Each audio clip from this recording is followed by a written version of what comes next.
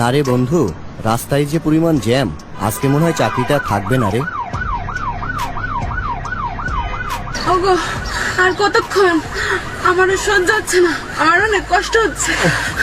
একটু একটু সহ্য করো, আমরা হসপিটালের প্রায় কাছে চলে আসছি। রাস্তায় তো অনেক জ্যাম। ড্রাইভার সাহেব, একটু জলদি করেন।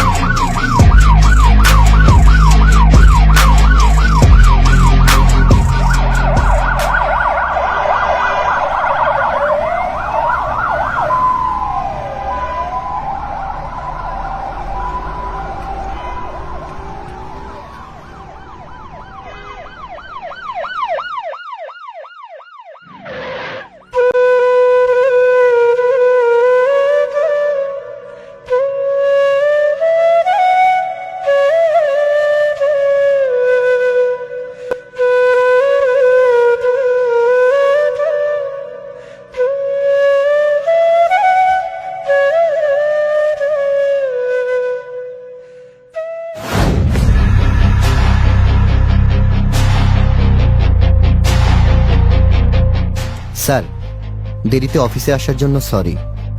ইটস ওকে, আপনারা আপনাদের ডেস্কে যেতে পারেন। স্যার, আপনার কথা ঠিক বুঝতে পারলাম না। বুঝলেন না? তাহলে শুনুন।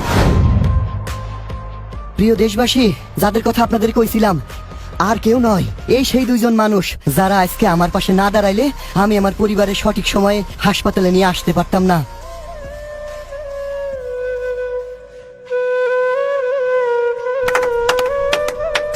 প্রতিটি জন্মই হোক পরিকল্পিত, প্রতিটি প্রসব হোক নিরাপদ।